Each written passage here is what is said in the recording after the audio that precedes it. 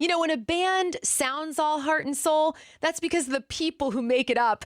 And it's why I'm so happy to tell you who's here today with us on Spirit 105.3. Erica, it's Seth from Need to Breathe. How are you? Seth, I am just super excited to be hanging out with you. How are you doing? I am great. It's good to be hanging out with you too. Well, of course you're great because you literally have the most beautiful little newborn baby girl on the planet. Seth, she is so beautiful. Yeah, her name is Amma, and she just turned a month old yesterday.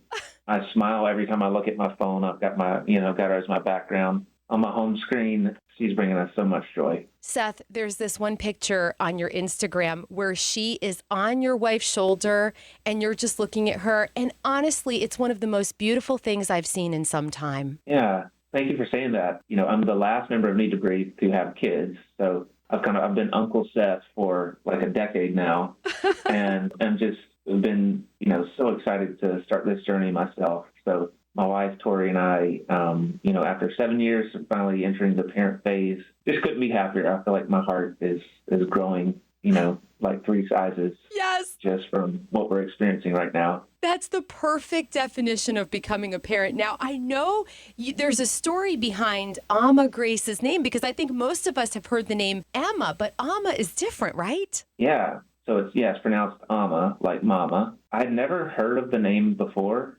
So, to me, I kind of made it up. Yeah. Even though it's not the first in history, but it is a special name and has significance for us because I'm part Cherokee Native American, and so in Cherokee it's a root word for mother, and then my wife is half Brazilian, and so it's sort of a Portuguese root for love. So having a daughter as the first child, it felt right. We hope to have more kids and hope that, she has sort of just takes on a motherly role. But we love the name because it's sweet, it's loving, but it's also powerful. And so far, I think it fits her well. I really like that because the name is a beautiful blend of both you and your wife. But I got to tell you, I think your little girl looks like you. She came out with a head full of hair, if you can believe that. Just like me. It's like she was born needing a haircut, and I was the same way. Oh, and one of these days you're going to be brushing her beautiful long hair and singing to her while you do it. I mean, I bet you sing over her now. Yeah, I sang to her even while she was in the womb. Oh. And so now if she's fussy, I'll start singing to her, and most of the time that works. That's so awesome. Pretty soon you're going to be writing songs about her if that hasn't happened already. Oh, yeah, no, it happens. Josh Lovelace in our band, he's written a couple different kids' albums, and I think that partially came out of just the fact that when you're holding them in your arms and either you're trying to console them or just show them that you love them, it's very natural for us to sing. So I'm making up songs every day for her to be entertaining. I absolutely love that.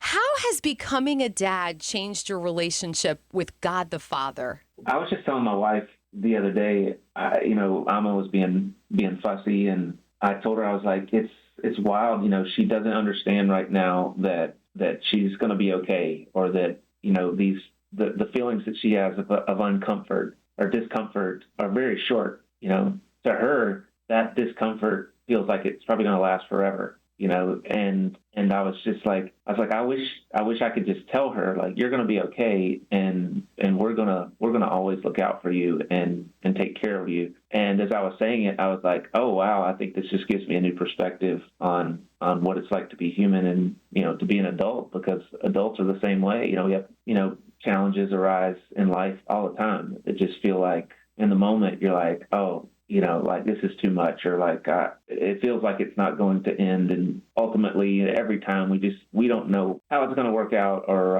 what's going to be on the other side of it. But that moment was like a reminder of like, okay, even on the tough days, just trust that the pain will subside and that there's something better on the other side of this. Oh, I really appreciate that, as well as I appreciate your new song, Fall on Me. Talk about trust. I listened to that song on repeat yesterday, and it just meant so much to me because I'm in this season of life where I'm really leaning in. I don't know if you remember the trust falls we did as kids, like in gym class. I do. I'm in this place, Seth, of, Lord, I'm yours. I don't know what's going to happen here in this situation or that one, but I am falling on you, and I just would love to hear the origin of this song, where where it came from, because it spoke right to my heart. Yeah, we wrote that song with Jason Ingram, and he has a daughter that's about to go to college. So that was what he brought into it. That was such a great and inspiring place to start from. You know, everyone in the band now has kids. And I mean, even having a daughter who's only a month old, you know, when I watched the video, I just couldn't help but cry, thinking about the day that she'll go off to college herself. And, you know, for my wife and I, it's just a special song because really, you know, for the past 7 years, like we've been that to one another. We've been that safe place where you can fall. Yes. And, you know, the truth is, I guess as a parent, you just know that failure is inevitable for your kids. Like there's going to be all kinds of ways that they do fall down and that they need to be, you know, picked back up, or they need to know that they have a place that they can go when they are in that situation. So that's really inspiration behind it. And what's so fun about Need to Breathe songs is that, you know, our fans will listen to it and apply their own lives to it. Yes. And that's probably going to look different for everyone. But another inspiring takeaway for me is like wanting to be that for others, you know, even beyond my family. Yes. I think that's truly like the heart of community and the heart for being, you know, a family, and something that is obviously has just been historically so critical to our survival as people. You know, the community that you get from your neighbors or from your church, you know, it's a really important thing that other people know that they have a place that they can turn to, because not everyone has the same blessings when it comes to the type of family that they were born into and all that. So, you know, I hope it takes on a life of its own in that respect as well, where it just inspires people to be that shoulder to lean on for the people in their community that need them. My friend Ina calls it Jesus in a skin. Now, she's from Tennessee, so she'll say in a skin. But I have those people in my life, several, and I'm so thankful for them. Yeah. Where would we be without the people who played that critical role for us, you know, when we were kids or in those formative years? Absolutely. Brandon Lake said something. He was just talking about how important it is to speak life over the people. Like when you see talent, you know, in the next generation, you know, speak to that. I remember being a kid growing up in a small town. Really, I mean, it was pre-social media time, and so the voices that were in my life were the voices in, you know, the small little country church that I went to, and they all just, you know, on a regular basis providing me with affirmation, you know, whether it be from my music or, you know, wanting to chase different dreams of mine. And those were the only voices I had in my life, and they were so important. Right now, there's obviously a lot of voices that young people hear, and so I think we need to work even harder to reinforce and encourage and support the next generation for their unique talents and make sure that we play our role in guiding them along their way. Amen. Well, you grew up in a small town, but I don't think you grew up in a tree house. Now, is your little girl going to do that? She's going to grow up in a tree house? She is.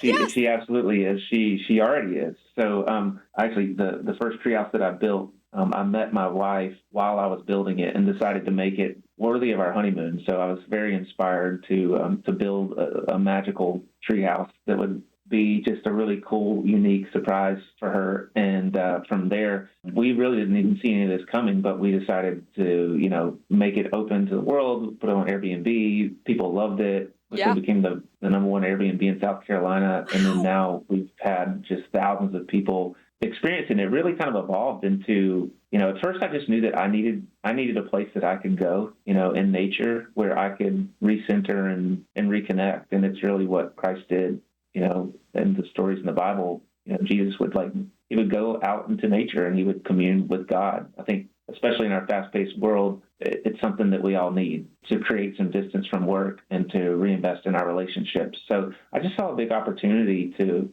use my creativity to build something that's inspiring that people could literally go to and enjoy. And we got very fortunate. We found some property that's on top of a mountain in Tennessee. And so, you know, I kind of equate it to like when that inspiring feeling that you get when you stand on like the edge of an ocean and you look out at just the vastness of it. It's kind of a mountaintop experience in a way because of how far you can see. You know, you can just see for miles in every direction. You feel like you're on top of the world. And I think God created places like that for experiences like that, where everything kind of you gain perspective on how small, you know, some of your problems are, even though they feel enormous at the time. It is so true. There is something, and I feel like it's nature is speaking. Creation is always speaking. My friend Isa reminded me of that recently.